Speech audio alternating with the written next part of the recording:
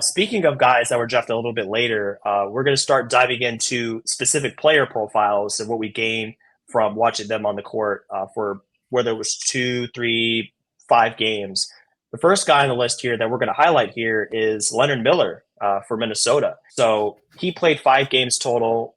He put up about 15 points a game, 8 boards, 44% for the field. So overall, good showing, and he even shot pretty well from three as well. He didn't shoot too poor out there. I think he was in the mid 30s as far as his percentage goes.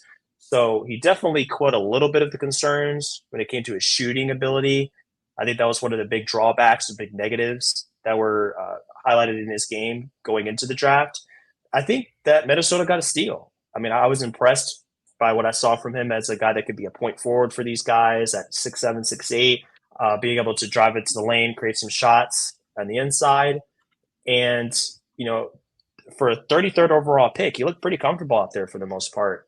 He didn't look overwhelming or overwhelmed by the activity. He slotted right in, made some mistakes here or there, obviously. He's going to be a rookie this season. By and large, I think he had a good showing in Summer League. I think Minnesota was impressed by what they saw from him. And I think they're really feeling confident about a guy they got in the second round. That's not one of the top prospects, but did have, I think, a little bit more going for him, a little more coverage going into the NBA than say like somebody that was someone else in the lower in the second round.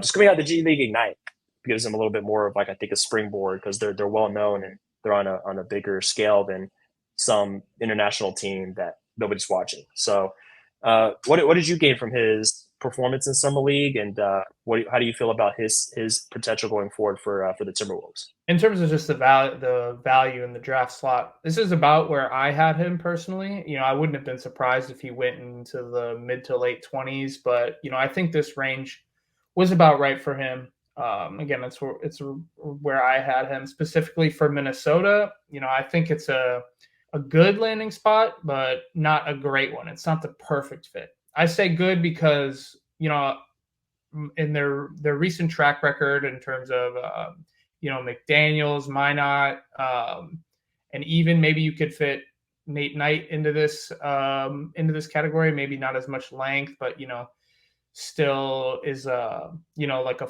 3-4 man.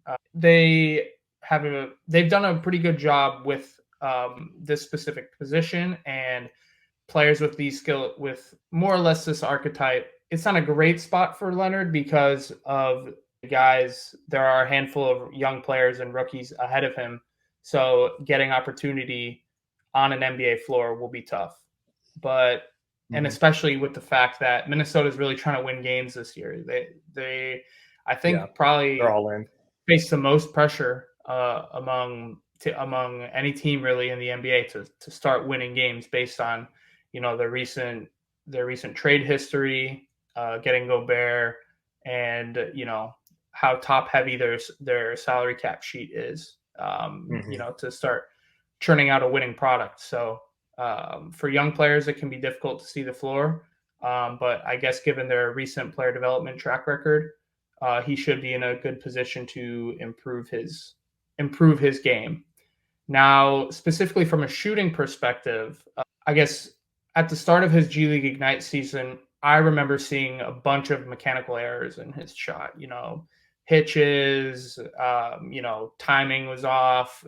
It wasn't really. It was far from a pretty looking shot. And then going through his 3-point attempts in summer league, I've seen significant improvement. I guess the one weird thing that I noticed on his shot now is he tends to kick out a little bit. He's got in it like a standard base, but he'll kick out almost as if he's trying to draw a foul on every 3-pointer he takes. And that could lead to balance issues, which ultimately lead to an inconsistent jumper. So that being said, if that's one of really the only thing I'm talking about right now versus if what we had this conversation whenever the G League season started this past season, I would have gone on about way more issues. So if he's able to make as much progress as he has thus far, there's no reason for me to believe that he won't continue to make progress and the jumper will ultimately be reliable on an NBA floor. So I am confident he's For able to sure. figure it out. Again, let's just hope he's able to find those opportunities in Minnesota despite them trying to win games.